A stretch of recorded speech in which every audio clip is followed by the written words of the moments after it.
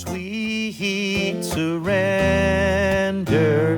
as I love, serve, and remember. What? Where? When? What? The power and the presence of God. Where? Right here, right now, in you, in all of us. Wherever you go, there you are. So the power and the presence of God, where? Right here. When? Right now. That's really the texture of New Thought prayer, is that focus of what, where, and when. When we pray, we are praying the what. We are praying the power and the presence and the oneness of pure spirit.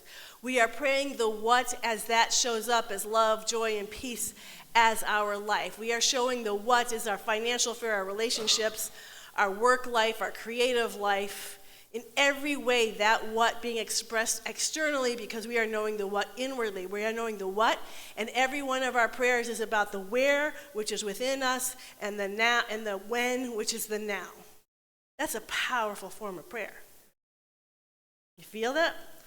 Did you feel the what right now inside of you? The power and the presence and the love of God right now. Do you feel it where inside of you right now? When right now? Are you feeling that right now? Where now inside of you now? That's how we pray. And it's extraordinarily powerful and transformative. I was listening to a conversation between Ken Wilber and some dude. You know, after a while, you do this for so many decades. I can't remember who says what, but he was talking to somebody. And it was very interesting, but I don't remember the somebody.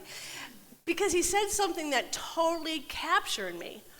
He said, there's 6 questions.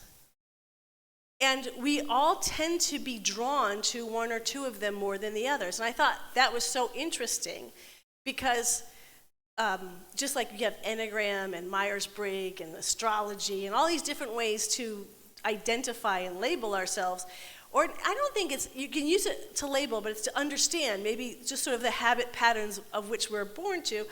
I never thought about questions. Oh, we're all drawn to certain questions.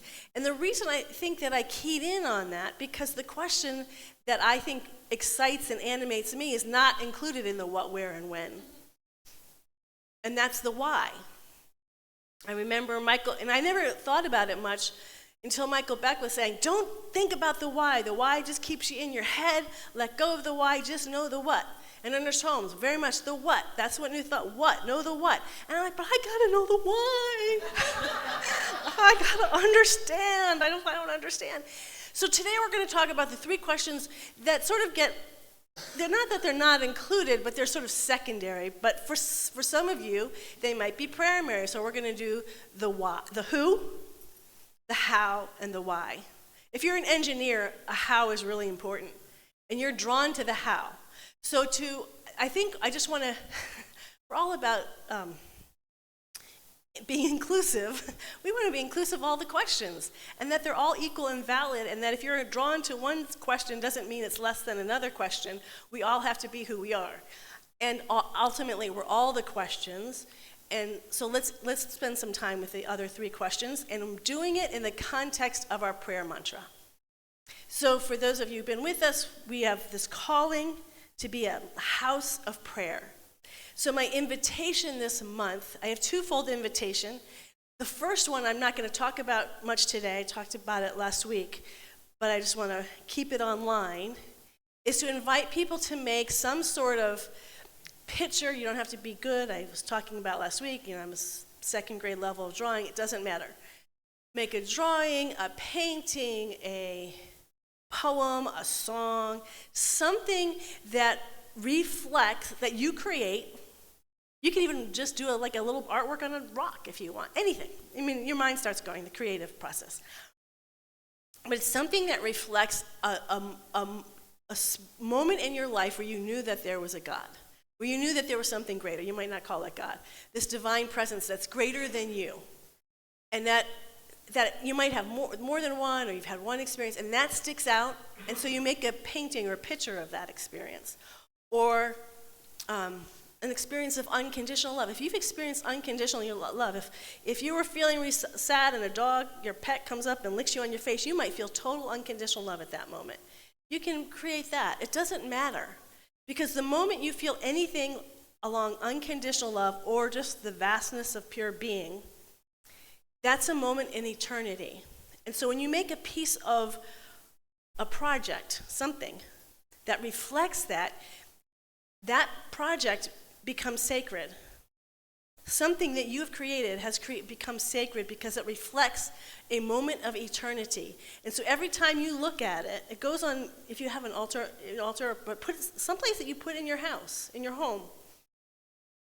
Because every time you look at it, it reminds you, oh, I'm made of the eternal.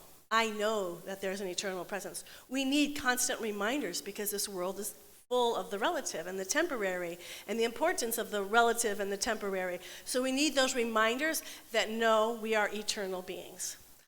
So my invitation to our community, online as well, is to create this object, and then the last Sunday of this month, I'm going to invite community members to come up and share, but I'm holding the mic. Share the Oprah's a very good teacher. Share the thing that you've created and what it represents to you, that moment of that, how that represents the eternal, the divine presence of God for you. So we get to see everybody's, and as many of you can come up, and also online. I haven't talked to the tech people online. I'd love to have you participate in this as well. I'm not sure how that's going to happen, but definitely would love that to happen. And so we as a community can feel that eternal essence in each other, and all of this is preparing us for 2026, that we're coming in prayed up. The other invitation that I have, well, there's always the visioning for our life, is to create a prayer mantra. And that's what I'm going to be talking about today a lot. And what a prayer mantra is a single word, a phrase, a short phrase. It could be 2 sentences. The longer it is, the harder it gets. So it's nice to keep it simple. And it's something you say repeatedly over and over. We see this in all the world's traditions. They all do this. And you might see them have beads. And it's amazing. How many religions do you see with the people holding beads? And the purpose of doing the beads is so you remember it. Because the idea is to keep saying this prayer over and over, so to help you stay focused and not get distracted as you move your thumb around the beads. So that's why you see people with beads around there. I never figured out around your neck, because you don't go like this. So anyway, I don't do that. I did do that. My problem is my highest of the 5 senses is kinesthetic. So when I'm doing like this, it pulls all my attention to that, and I lose it from inside, so I stopped doing it. But it's good at keeping us grounded. So the idea is to keep saying the prayer as much as possible throughout the day, throughout the night. And that's prayer without ceasing. And it's so easy, as you all know who've tried it. It's easy peasy, right? No, it's not. I've been trying it for 12 years. I'm really bad at it, which is why I love it so much, because it's hard.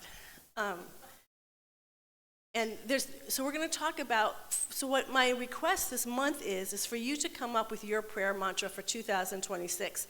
And I was thinking about even that a year is a long time. So let's think about it just for the first 3 months, that you're going to come up with a prayer mantra from January to March, that when you get to January 1st, 2026, you're going to really commit to this prayer mantra.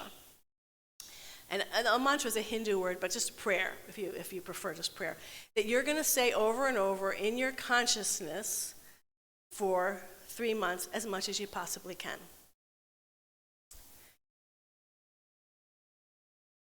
So I want to ask these, in creating this prayer mantra, this whole month, so part of this month is, the reason why I'm bringing it up now and last week is I hope you're already working on it.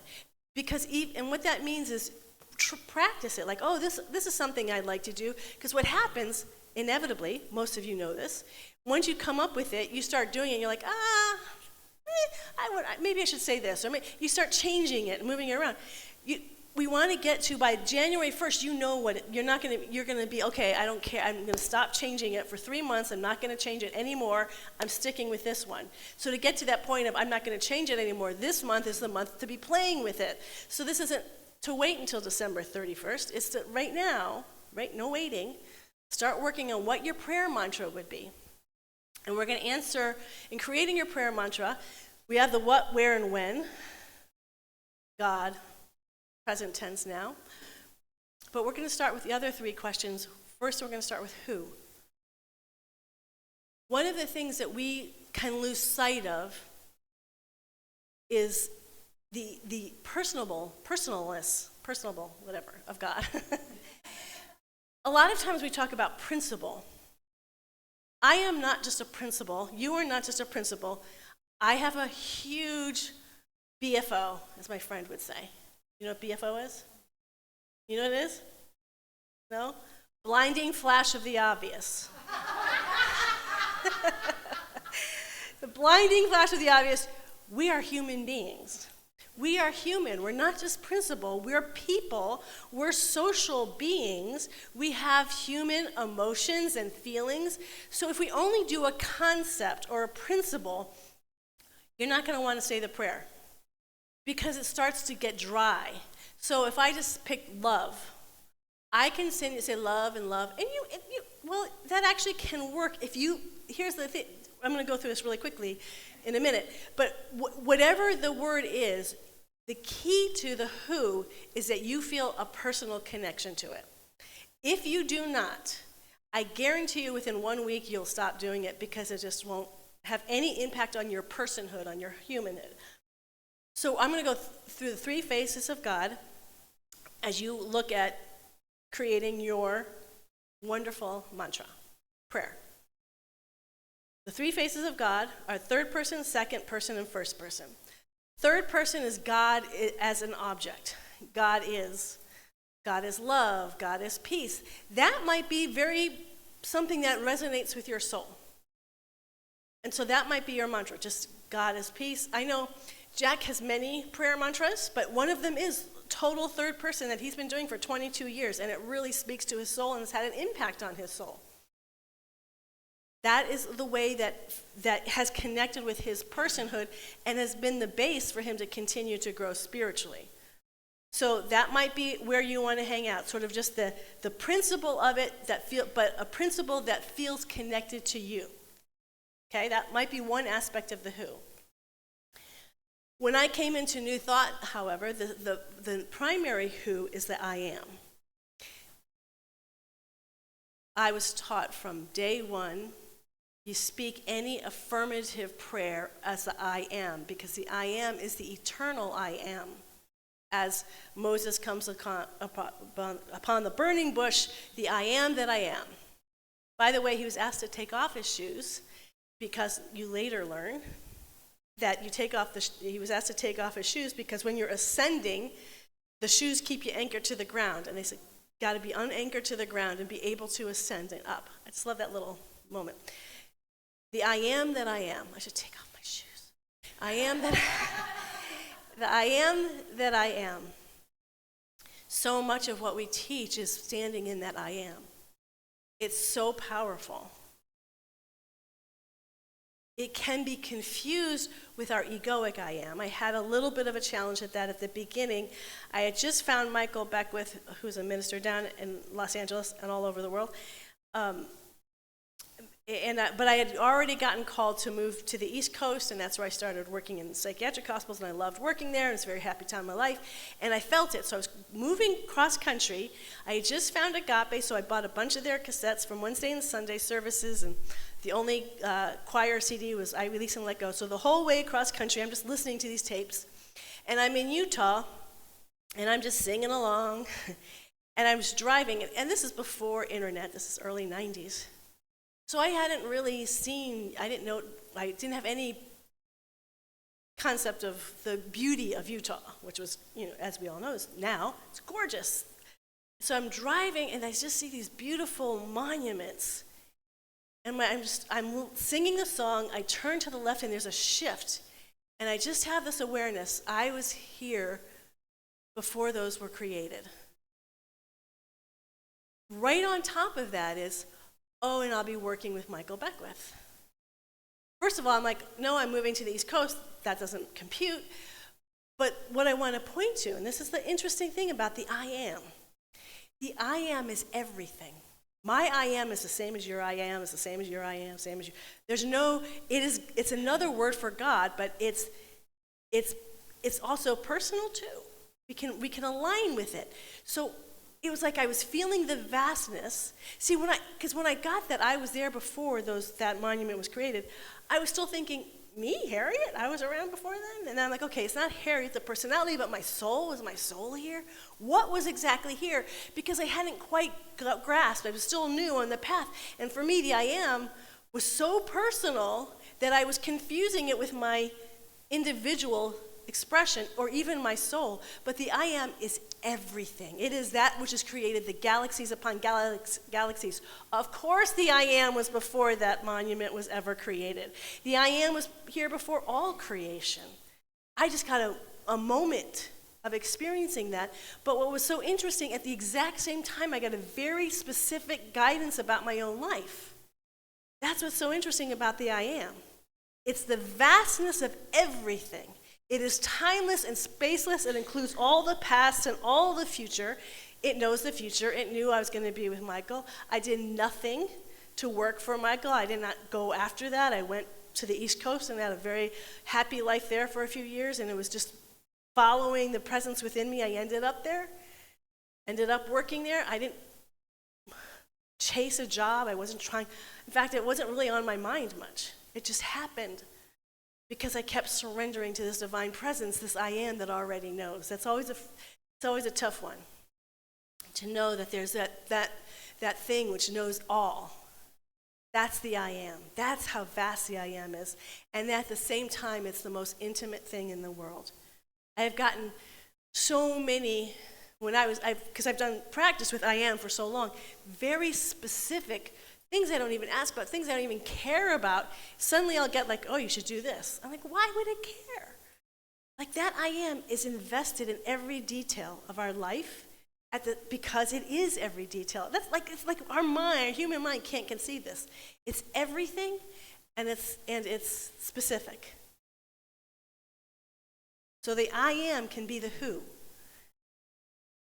My purpose in your creating your prayer mantra is, for most of us, that who has to be very personal.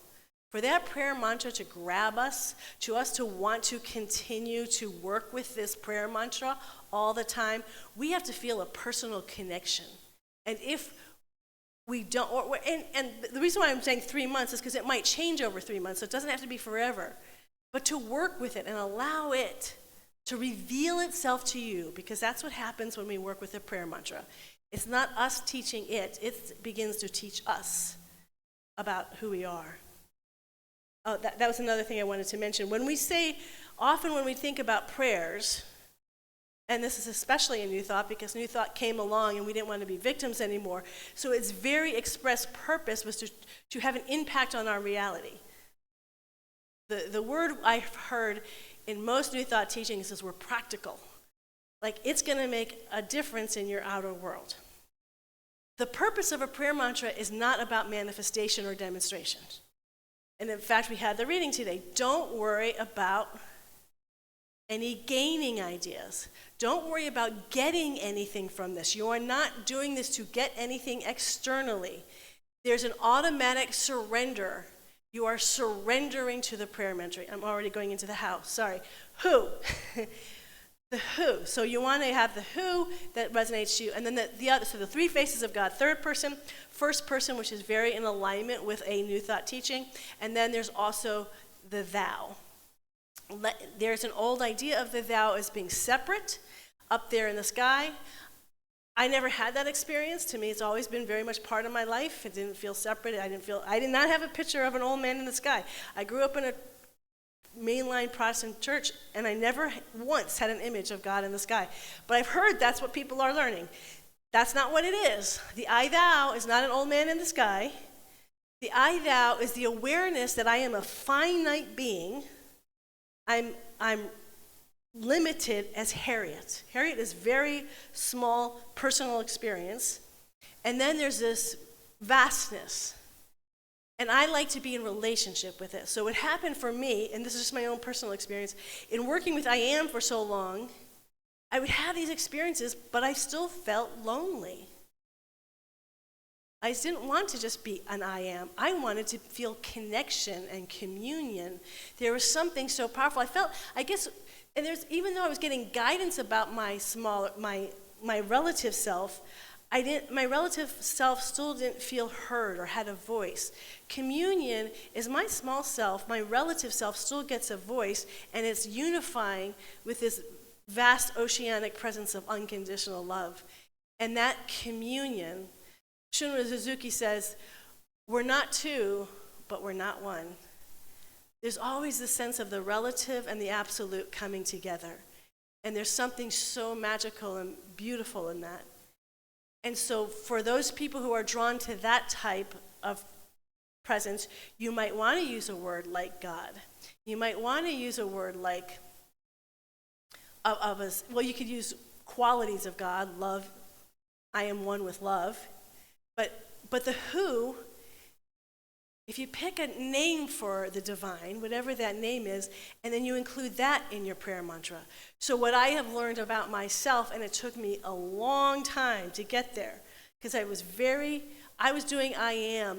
I still do, I include it, but it was my main mantra, I would say up until 2010 or 12. And then I shifted, and it's like, oh, this is where I land. This is where my home is. So to find, it could be anything. It could be Kuan Yin, Buddha, Krishna, Lakshmi. It could be Jesus. It could be Moses, Mary, whatever. It could be a saint, a guru. It doesn't matter. That's why I keep talking about George Washington Carver and that peanut. Or he liked he said when he had a flower, and he just would love that flower, it would reveal the secrets of the universe. He didn't go, okay, now is this the right flower? Is it the right color? Is it the right kind? Maybe that flower over there is better than this flower. He didn't do that. Whatever flower he was with, opened his heart to. So for me, whatever that name is, if you're struggling to find that name, then it should be natural. There should be a natural affinity to it. Again, keeping with the prayer mantra, it's got to be, you're not forcing it. You're not like, well, I should feel this way, or I shouldn't feel that way. It's whatever comes naturally to your heart and to your soul. The who is key. So as you're working on your prayer mantra, really get clear on the who, because that moves into the how. What I have also learned in working on this for so long, first of all, it's hard. And it's hard because to keep praying, there's a lot going on. I'll tell you, I'm going to get back to the who and the how in a minute. This is still the how, but I'll do the who because I just did. The who is when I do it, I actually have now begun to really focus on the who as the main part of the prayer. And this is not my mantra, so that's why I'm using it. I have a friend whose mantra was being a peaceful haven. I think it was I am a peaceful haven. And as you're saying that mantra, the peaceful haven is very beautiful. But what brings that peaceful haven alive is the I am. The who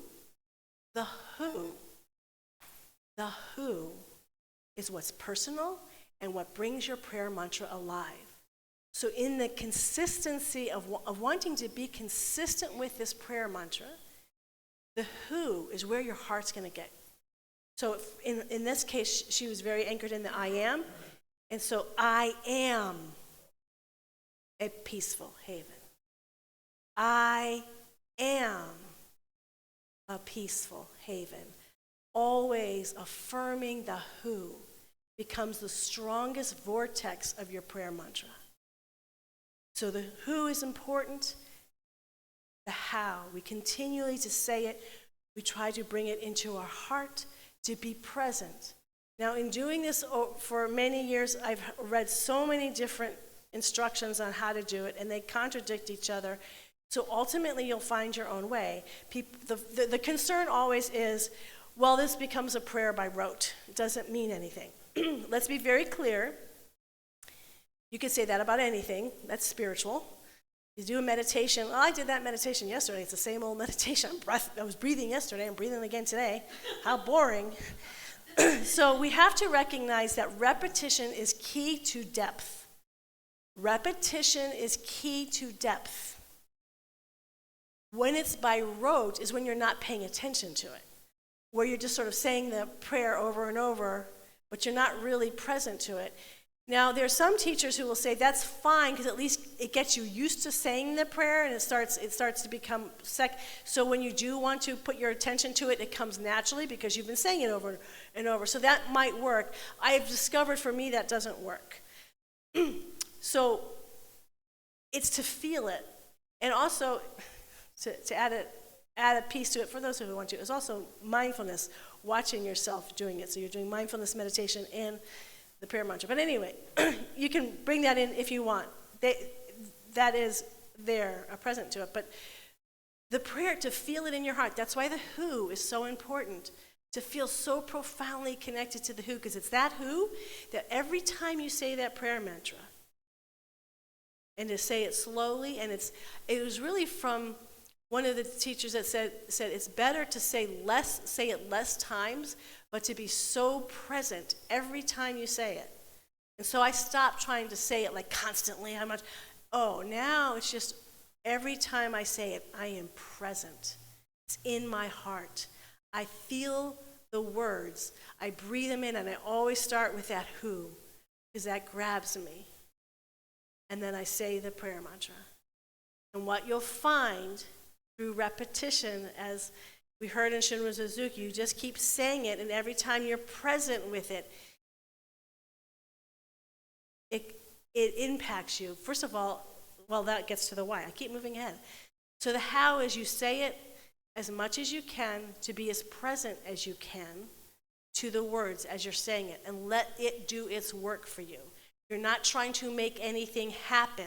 So even if I was just doing the I am, I'm not trying to do the I am, so therefore now everything's going to work in my life, or now this is going to, I'm not looking externally at all. This entire process is a mystical process to have us connect deeper in the eternal presence than we've ever been connected before.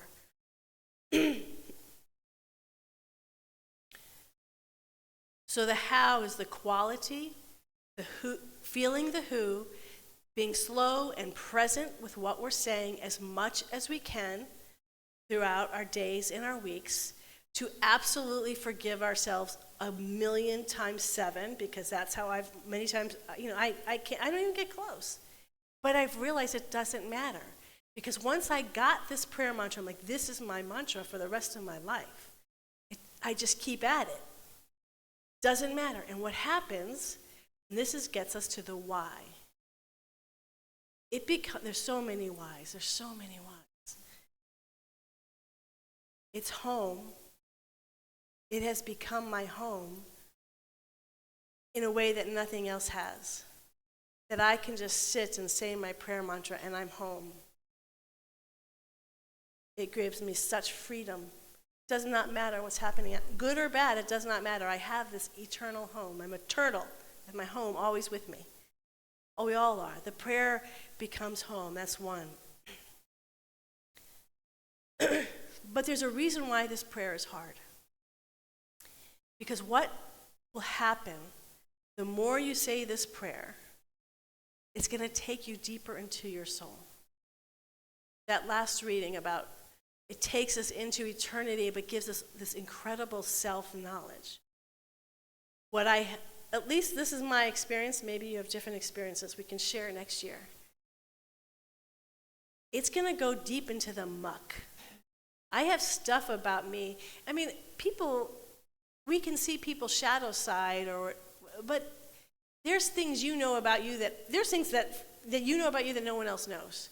This presence knows. And so you might be working on things that nobody knows that you're working on, but this presence knows. It's going to take you deeper, and it's taking you past the layers, because this is not an external purpose. It's an internal purpose. It's like a deep dive into the cave of your heart.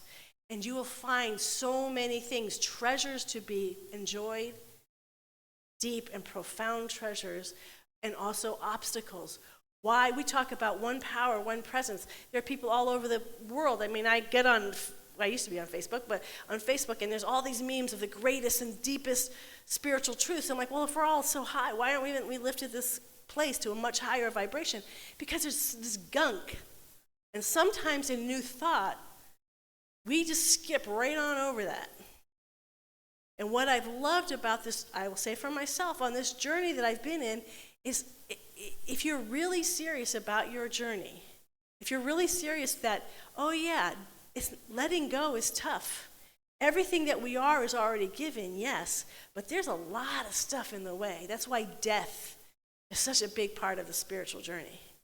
You are going to have to die to things. You are going to have to see things about yourself that you don't want to see. It doesn't matter if anyone else is aware of it. You're going to start seeing those things more clearly yourself as you do this prayer.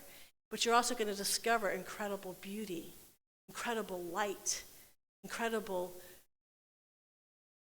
When I say incredible, it's like you can't even use words. You're going into the mystery of the universe. You're going into that place which you can't even describe. And that's why I stick with it. That's why for the last 12 years I continue to work with this, and I will continue to work with this, because it is, for me, a tool that has given me the deepest treasures on my spiritual journey. It has connected me more deeply, not just with the infinite I am of the Spirit, but my own soul's journey in it, my own mysterious soul that has been on this journey for multiple generations in life. It reveals something that all the books in the world cannot reveal to me. And it's revealing things about me that even my meditation practice hasn't revealed to me. Because it's personal.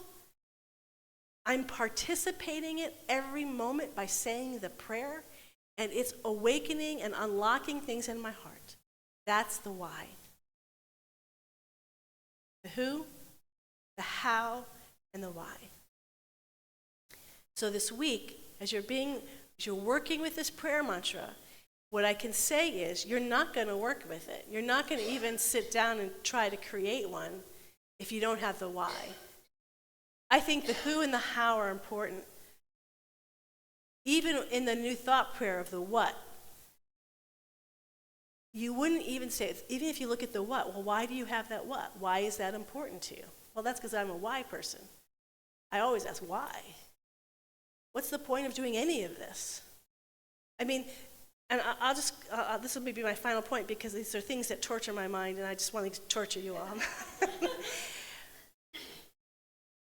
If it is true that there's only one power, one presence, and everything has already been given, and God already has everything, and there's the infinite light, love, and beauty, and joy, and harmony, and all we have to do is become one with it.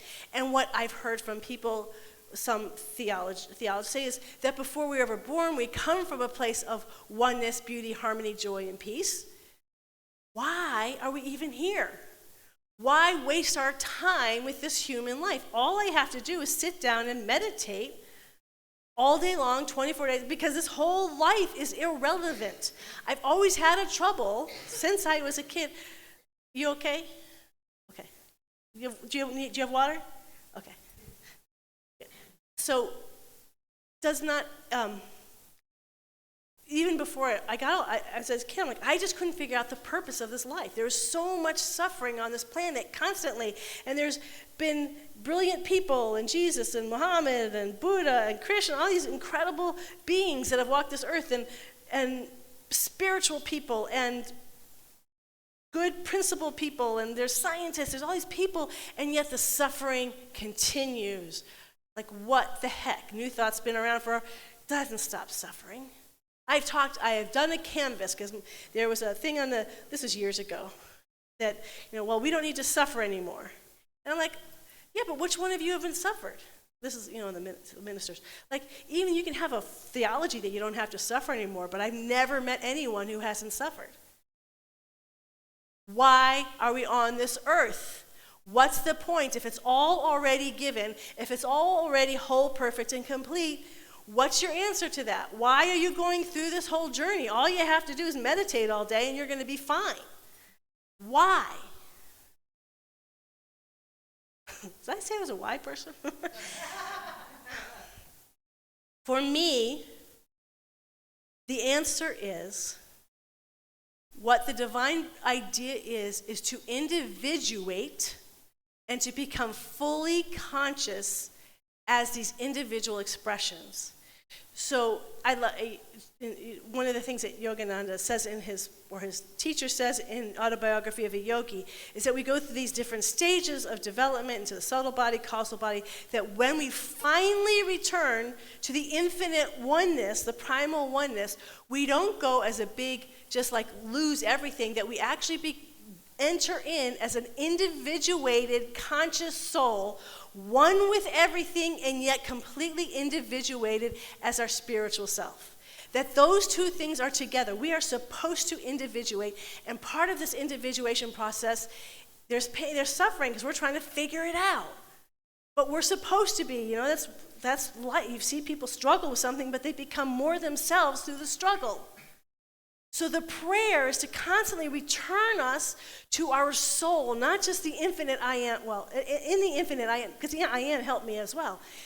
All of it is God, but to say, and what's my individual soul journey, and to go deeply in that, because you're not going to find it out there. You are not going to find it out there. You can have every manifestation you want. That's not going to be the answer to your unique soul calling. And every one of us is responsible to fulfill our unique soul expression. And that's why we are a house of prayer. We are here to support each and every one of you to fulfill your radiant, unique, beautiful, magnificent soul expression as a spiritual light, dancing as a glorious human being in all the messiness of what it means to be a human being. You with me? You going to work on that prayer mantra this week? That's what we're doing all month long. So by the end, so we're going as a community into January 1st, 2026. We're going in prayed up. We know we have our altar item. We will have our prayer mantra because we've been playing with it all month. And we're just going to already be in that. We're not going in to become something. We're already there. We already have prepared ourselves completely to start January 1st. Let's pray.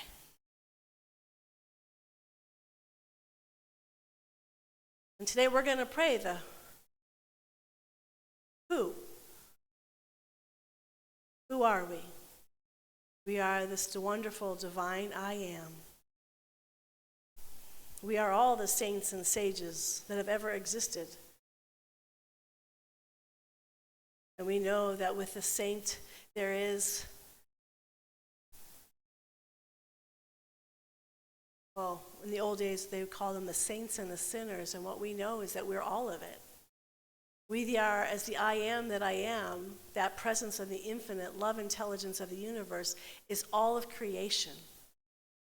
It is everything that has ever been created in all the dimensions of time and space, the billions and billions of galaxies, and the time shifts and dimensions that happen as we change this in the space-time continuum, as well as on this beautiful radiant earth planet, every atom and cell, in every grain of sand and blade of grass, in every leaf, in every animal and every mineral, and every human being that has ever been born and will be born.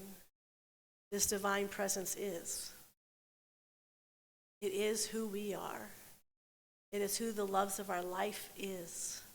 It is who all life is. And we let our hearts love. And we are gentle with ourselves and just let ourselves love who we want to love. And we let ourselves explode in that love. Let that love dissolve the walls of separation, dissolve the walls of fear, dissolve the walls of judgment, until that love and freedom become one. That we are free in that love, and that love is free. We are unlimited, oceanic love, where there is no ending and no beginning, no place where it stops and something else begins. We are this love here and now. No condition or circumstance in this world can ever limit who and what we really are. And we stand in the glorious clarity of our love. And from that place, we each have our own individual prayer of our heart. The prayer of our heart. The prayer of our heart. And it is unique and glorious to each and every one of us. It is a shining light. It is our star of the east that shows us the way into the depths of our soul, into the depths of our true nature.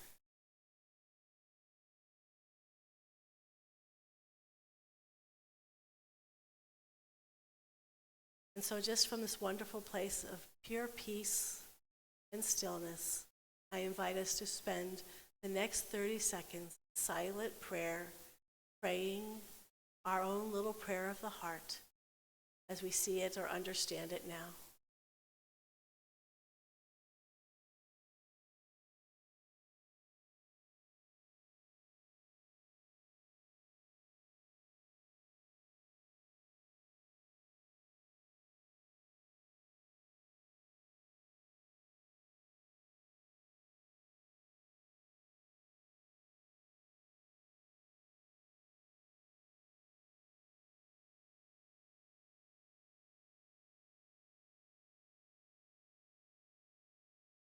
Give thanks that this prayer has been fulfilled, because the prayer of our heart is the prayer of the divine. It knows that it knows that it knows, and it says yes. In deep abiding gratitude, we let it be. I invite you to join me in saying now, and so it is. I walk in God in all